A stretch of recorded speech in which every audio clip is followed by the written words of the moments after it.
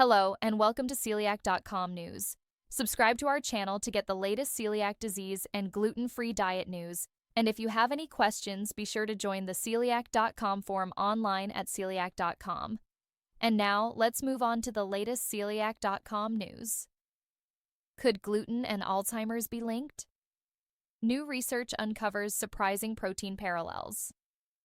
This review highlights a surprising link between two very different areas of research: Alzheimer's disease and gluten-related disorders.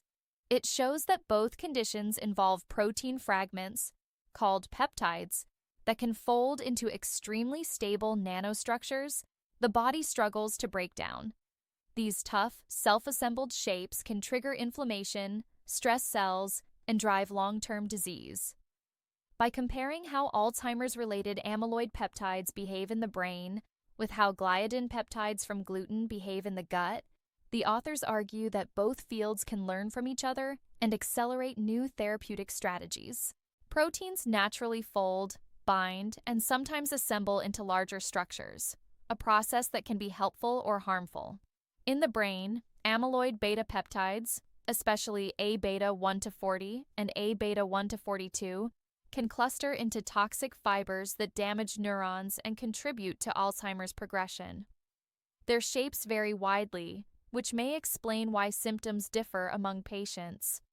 Importantly, amyloid structures formed inside living tissue don't always match those produced in the lab, so researchers need better models to mimic real biology and identify which folding patterns cause the most harm.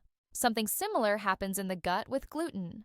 Gliadin peptides, one component of gluten, can resist digestion and reach the small intestine intact. There, they can form persistent nanostructures that resemble the hard-to-destroy assemblies seen in amyloid diseases. In people with celiac disease, these structures provoke a strong immune reaction, damaging the intestinal lining and causing a wide range of symptoms. Because gliadin behaves like a non-living pathogen, researchers are applying techniques from Alzheimer's research, such as isolating peptides, observing their aggregation patterns, and studying their shapes, to understand how gliadin triggers inflammation and why reactions vary among individuals. A key message of the paper is the value of collaboration. Alzheimer's researchers have decades of experience analyzing peptide aggregation, while gluten researchers can offer insight into how peptides survive digestion and interact with the immune system. These shared approaches may also improve our understanding of the gut-brain axis, including why some people with celiac disease experience neurological symptoms such as anxiety or brain fog. Ultimately, the stability of these peptide assemblies makes them difficult to treat. But by mapping their shapes and identifying how they bind together, scientists may be able to design molecules that block harmful aggregation, whether in the brain or the gut.